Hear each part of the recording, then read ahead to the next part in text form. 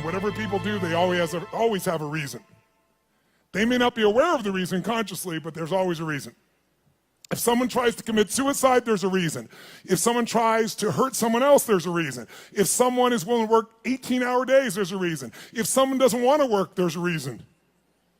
Now, here's the good news. Having dealt with literally tens of millions of people from hundreds of countries, or more than 100 countries to be accurate, I could be an idiot at this point and have to see there are patterns. There are patterns that'll make you angry and patterns that'll make you sad. There are patterns that'll excite you. There are patterns that'll make you grateful. The patterns that'll make you completely worried all the time. There are patterns that'll make you feel so absolutely certain you can run through an effing wall. Once you know what the patterns are, you can get rid of the ones that don't work and adopt some of the ones that do more often. And that's a good part of what we're going to do the next few days to give you perspective. But the most important pattern to understand is why people do what they do. So as I told you, I've had a unique gift. I've had the chance to travel the world at this stage of life where literally the world is available to all of us in a few hours. But what I want you to understand is everybody has a reason for what they do, but the good news is there's only 6 reasons. There are lots of different stories, but I can tell you by experience being around the world, there's only 6 reasons. And those 6 reasons are called the 6 human needs. And I'm going to walk you through these. Now, I need you to manage your state for the next few minutes because we're going to go a little deeper on content, but we're going to do it only so in the future for the next 3 days when somebody stands up, you're going to look at them and you're going to go, what's driving them? And I'm going to ask you, which of these needs are driving them? Because once you know what drives somebody, you know how to meet their needs. Or you can predict their behavior and see whether or not they're the right corporate match, personal match, intimate match, because you have to understand it. So what are these 6 needs? They are not goals. They are not desires. If you travel with me around the world, you'll see every culture has different goals. Everybody has different desires, but we all have the same needs. What are they? Number 1 is the need for certainty. Certainty. Now, what the hell is certainty? Certainty is a survival need. We all need to feel certain that we can avoid pain and that ideally we can have some comfort. Why? Because continuous pain would mean continuous damage. Continuous damage eventually means death. So the need for certainty is built into every human being. And I'm going to show you now in the next few minutes, if you stay with me, and I really need you to, so make sure you sit up in your chair and focused on this area. Because after this, we're going to kick in gear again. But right now, you got to take this in. It'll be so valuable, not just for this weekend, but for your life. All human beings have the same 6 needs, so why do we behave differently? Because the only thing different in people is 2 things. We all have the same 6 needs, but we don't value them equally. Some people, certainty is the number 1 thing they value. And if they're certainty driven and you try to change anything, they freak out. They get fearful or they get angry or they get pissed off because what matters most to them is keeping things the same way where they feel like they're in control. Raise your hand if you follow. That's an example. Some people, they value love much more than certainty. Some people value certainty more than love. So even though they love you, if they don't feel certain, they won't open completely. All right, just as one example. So the difference in people, we all have the same 6 needs. The difference is which of the top 2 you value most out of these 6. Because these top 2 determine your direction in life. And direction, if you keep moving in direction, it leads you to an ultimate destination or destiny. So we want to understand what your top 2 needs are. And same thing with other people. This weekend, when somebody stands up, often I'll say, what's driving them right now? And I want you to see, within a very short time, 8,000 people from 44 countries will all be saying the same thing. Because it'll be that obvious to you. You'll be a practical psychologist by the time we're done here. So now, if we know what these needs are, and a person values them differently, we also have to find out 2 people could have the same need, but they have a different belief about what it takes to be loved, or a different need about what it takes to be certain. Some people to be certain need $10 billion. Some people to be certain just need to pray to God. Somebody to be certain need to feel like they have 3 perfect children and they're there every day. Some people that feel certain because I've always figured it out. I don't know what's going to happen, but I know I'll figure it out, because I always have. You can get certainty from your past. You get certainty from God. You get certainty by working out intensely. You get certainty by eating food. Too much food especially will put comfort in your body. If you overeat, all the blood goes in your stomach. You start breathing again. So we all need certainty. The only question is, it number 1, 2, 3, 4, 5, or 6 on your list? And the second question is, what does your brain say has to happen to be certain? Some people have certainty that's impossible to meet. The young lady over here who was sitting in the chair before we intervened had a blueprint that's never going to be met. It literally would make her unhappy regularly. So we got to know what needs you're after and what's your blueprint. How many get a feeling at least when I'm explaining here right now? It makes some sense to you. Say I. Awesome. So the first need is certainty. How can we meet our need for certainty? We can do it in ways that are positive, neutral, or negative.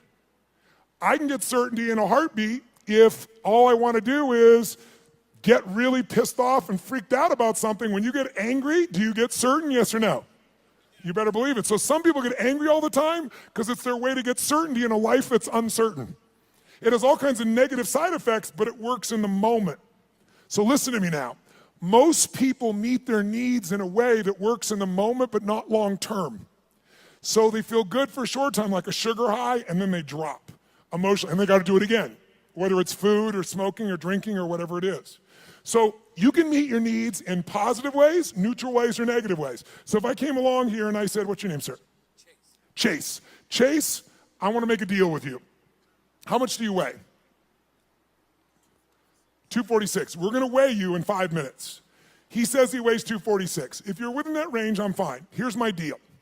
I'm going to put $50 million US cash tonight into an escrow account for you. They're going to weigh you. If you lose 50 pounds tomorrow morning by 8:30 a.m., you will receive that 50 million, otherwise they get it back. Can you do it, yes or no? No? Sure you can. Take off a leg, take an arm, we can get your ass there. There's no question, Chase. Is the goal obtainable, yes or no? Is it achievable? Is it obtainable, yes or no? But it's not sustainable, and that's how most people meet their needs.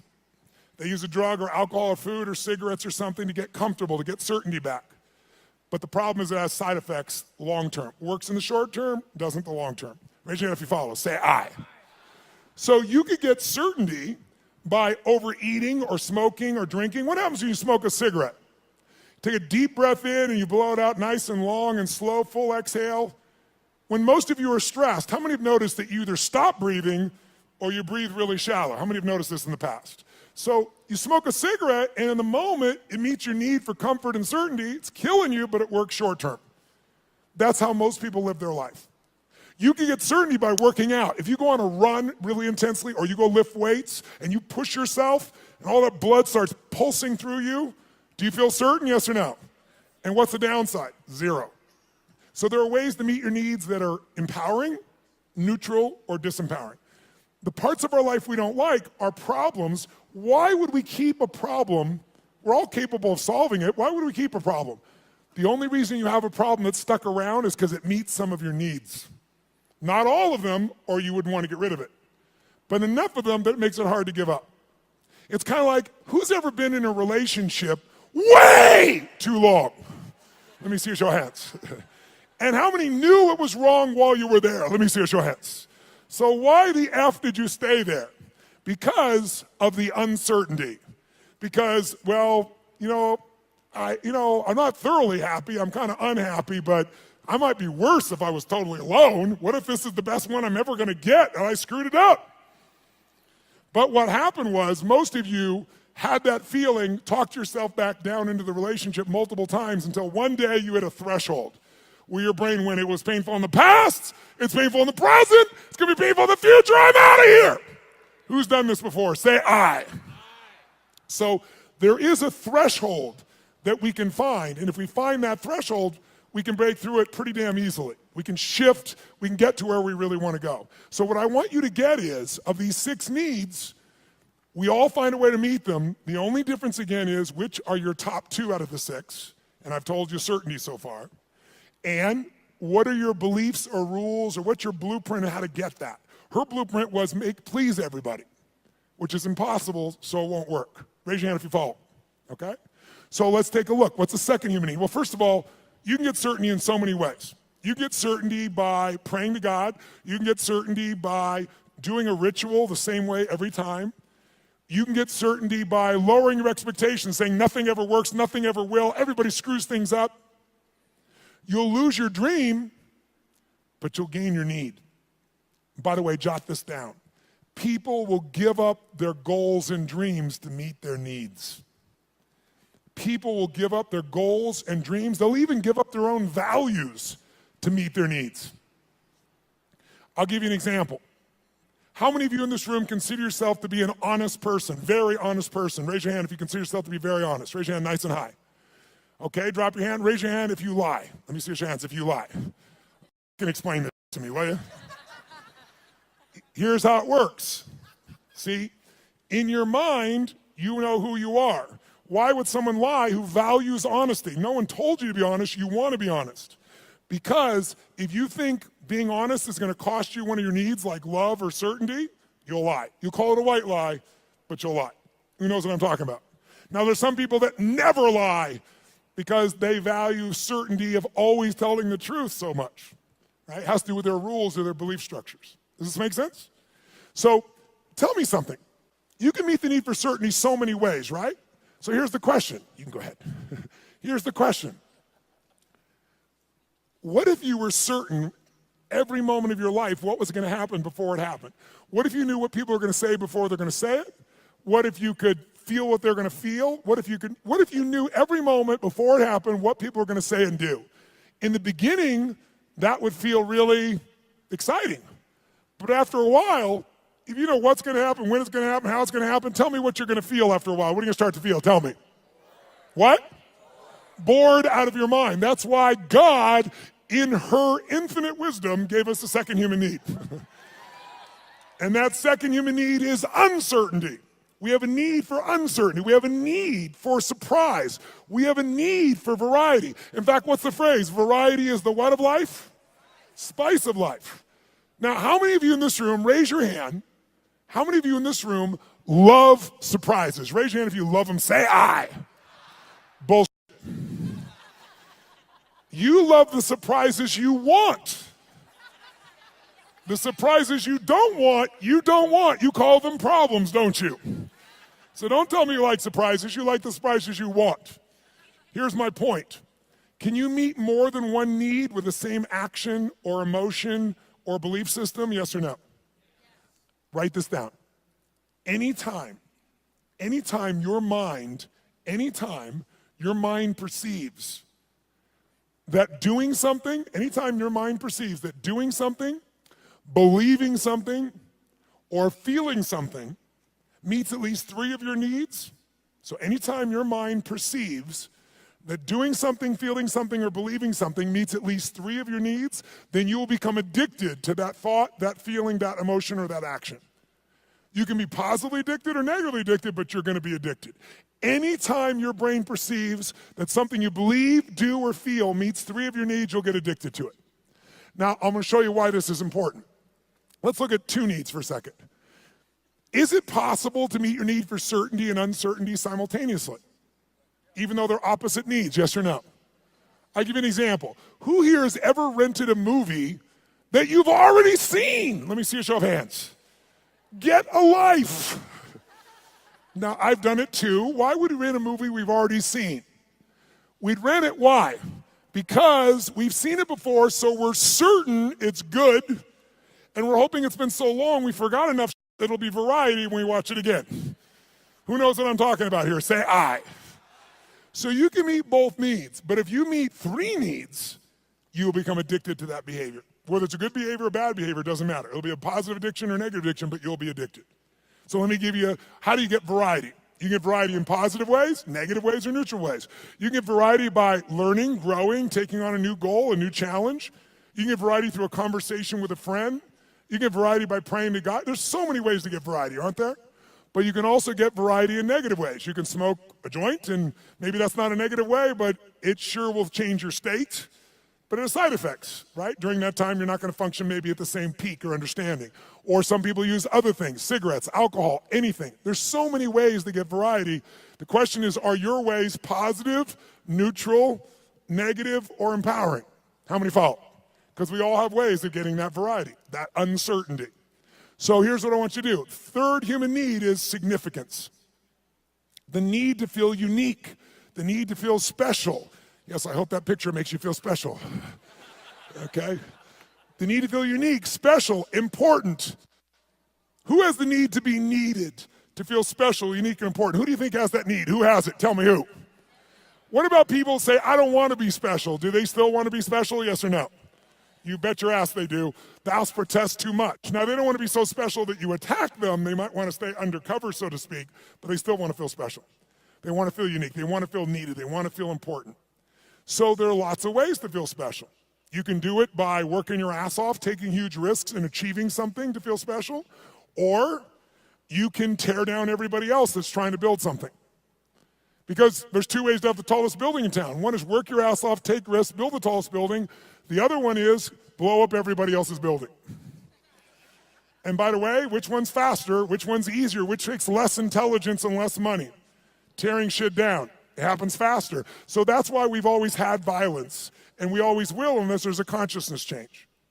If I live in a tough part of the community, I'm in the hood, and you can walk through my community and you don't notice me, and I feel insignificant, I might take things into my own hands to feel significant. If all of a sudden I put a gun to your head, tell me on a 0 to 10 scale, how certain am I you're going to respond to me now when I put that gun to your head, 0 to 10? 10 is absolute, 0 is not at all. Where would you put it? Quick. Yeah, 100. Is it true? But also, when I put my gun to your head, how significant am I to you in your life, even if you didn't know me a minute ago? If I got a gun to your head, how significant am I, 0 to 10? 100. I'm the most significant thing in your life, and a moment ago you didn't know I existed. And I don't need any intelligence, I don't need background, I don't need education, all I need is a gun and the will to do it.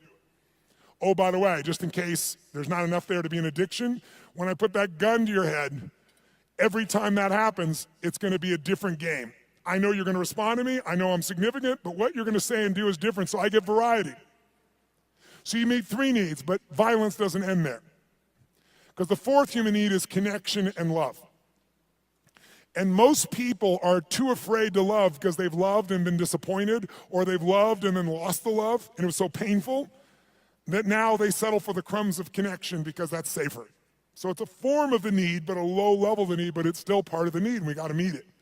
So if you're going for connection and love, if I cut my gun to his head, on a 0 to 10, I'm a 10 of certainty, I'm a 10 of significant to him, I'm going to have a ton of variety. But are we also connected in a sick way, but deeply connected in this moment? Yes or no? On a 0 to 10, how much connection is there between our lives at this moment when I put the gun there? 100. How many follow this? Say I. So violence meets 4 of the human needs, and that's why we've always had it. That's why ISIS exists. That's why people do the stupid things they do, is they do it to try to meet their needs. The biggest cause of violence, though, if you'll notice, is 95% of the time when it's a terrorist, it's a male. Why is that?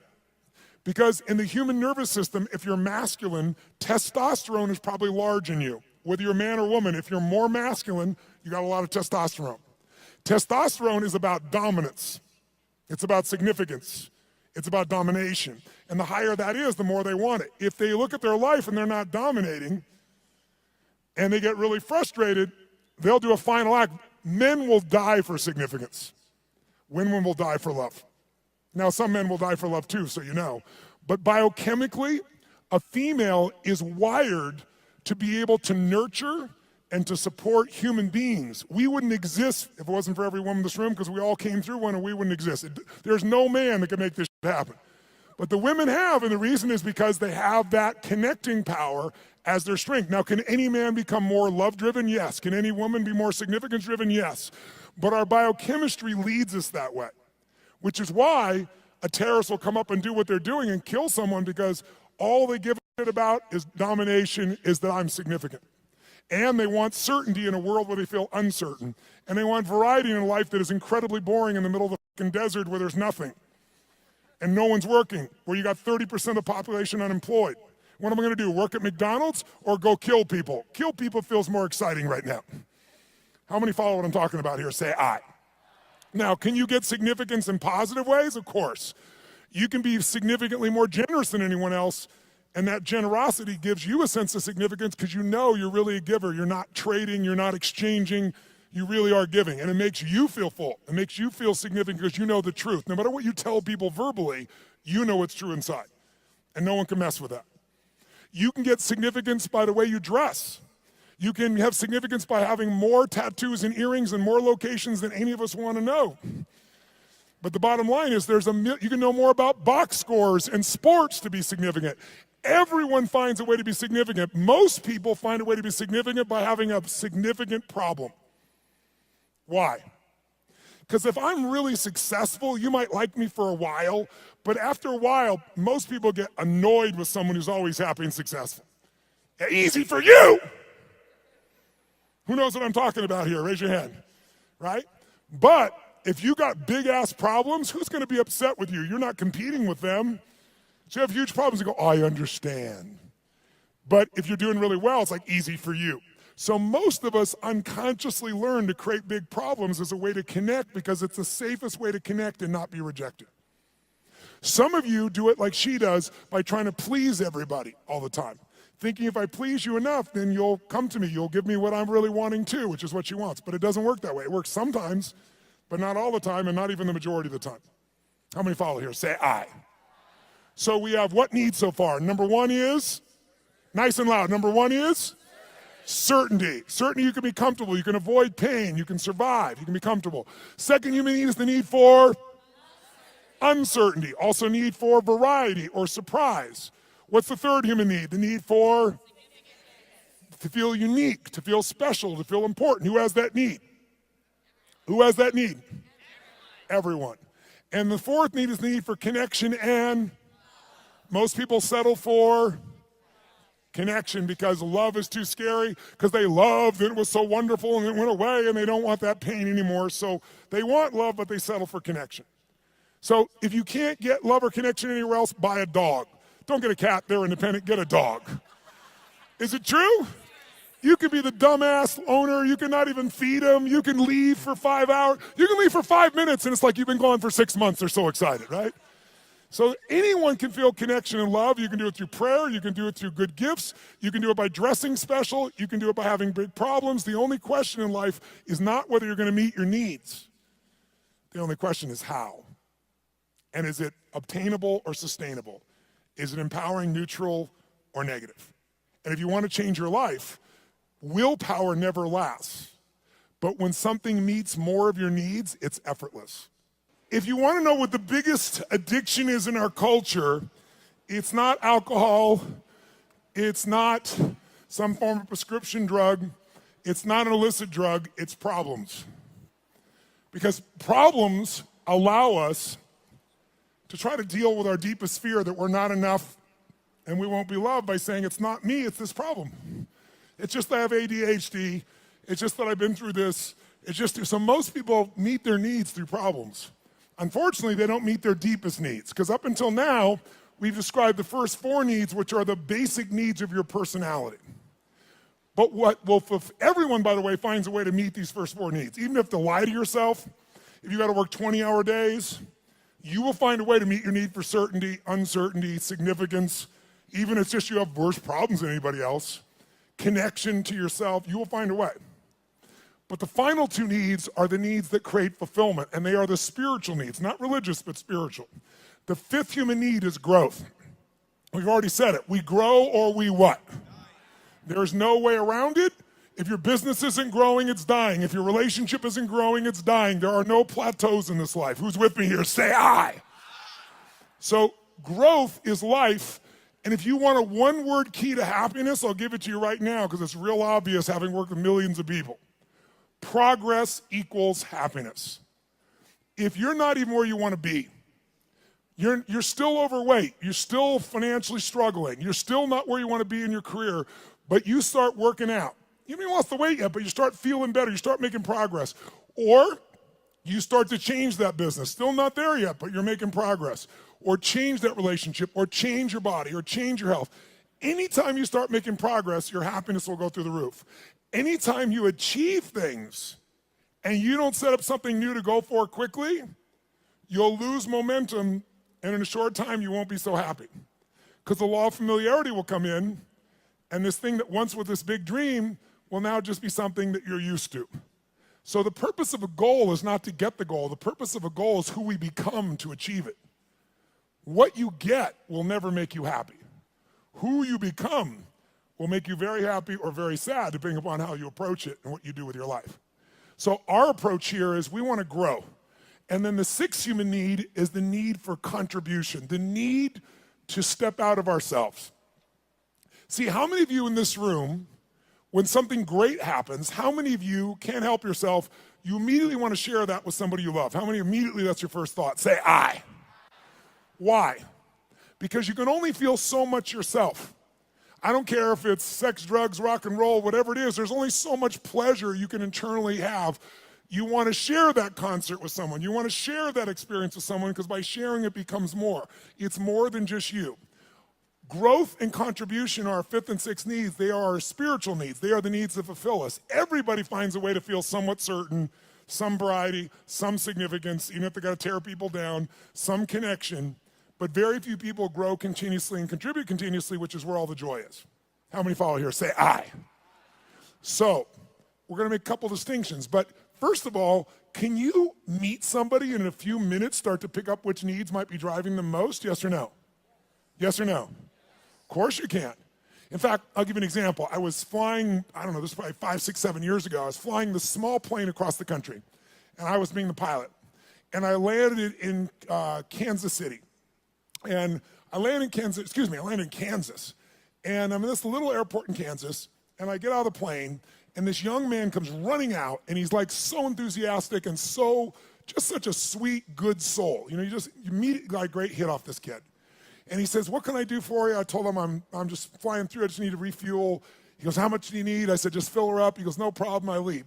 As I leave him, come around the plane to walk up the steps to go into the FBO, the fixed-based operation where I'm stopping for the moment, I'm gonna go up and use the facilities, and there's a young girl sitting on the stairs here, and she looks really intense. She's gothic, you know, that goth makeup.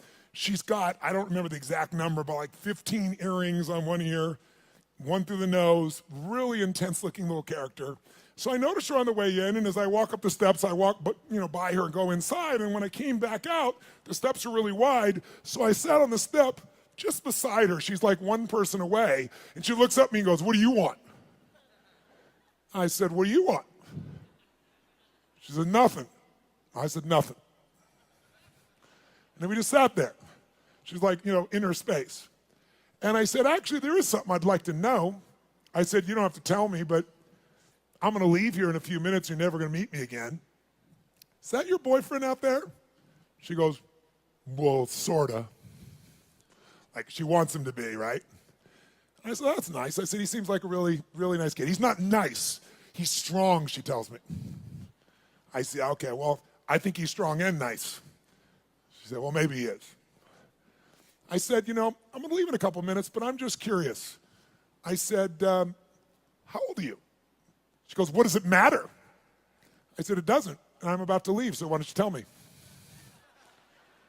She said, I'm 13, and I about fell over. I mean, this girl, 17 be the youngest I put her, totally made, makeup made up in every detail, right? So I'm like, wow. She goes, are you surprised? I said, yeah, I'm really surprised. She goes, did you think I was older? I said, yeah. I said, and that kind of saddened me a little bit for you. She said, what? I said, I don't know. I said, I'm curious. I'm going to leave here in a few minutes. And she goes, you're curious about a lot of things. I said, I am. I said, how come, and I'm making up the number, it may have been 13, but it was more than 12. How comes 13 or 15 earrings? And she says to me, because everybody else has 5. Now, if I don't tell you anything else about this young lady, what would you say is the number one need that's driving her at this stage of her life right now? Nice and loud, go. Which one, nice and loud? How many said significance? Raise your hand. Absolutely right, you can see it easily. But people are driven by more than one thing. And as I'm watching her in this really tough-ass approach and thinking about how she's adapted to be unique and significant, I look down and I see she has a keychain, and it's a Tigger keychain. You know Tigger, the Disney character, Winnie the Pooh Tigger. And I go, cool keychain. And she goes, yeah. And all of a sudden I saw a little girl there for a second. And I said, Tigger, I said, where'd you get that? She goes, well, my dad got it for me. And all of a sudden, there's a 13-year-old girl there. It's totally amazing. And I said, really? She goes, yeah, I really love Tigger. I even have Tigger curtains, and I have a Tigger sheets. I mean, it's embarrassing, but I love Tigger. So tell me something. this woman's need. She meets her need for significance by doing what? Being gothic, being different than everybody else, 15 earrings, tough ass, makeup. But she's still a little girl and she has another need called certainty and comfort. And where does she get that? Tigger and her dad. And you can see it right there in front of you. After this weekend, you will never see the world the same way if you stay awake. Instead of seeing people's behaviors, you're going to see their attempts to meet their needs. And when people do stupid things, they're just starving to meet their needs and they're finding something that isn't very effective, or it's effective short term, but hurts them long term. And because you've done this, you can have compassion. How many of you have something on your list, more than one, where you're doing dumbass things to meet some of your needs, and even though it doesn't meet all your needs, it meets some of them, and so you keep doing it? Let me see your hands here. Say, I. So we want to shift that.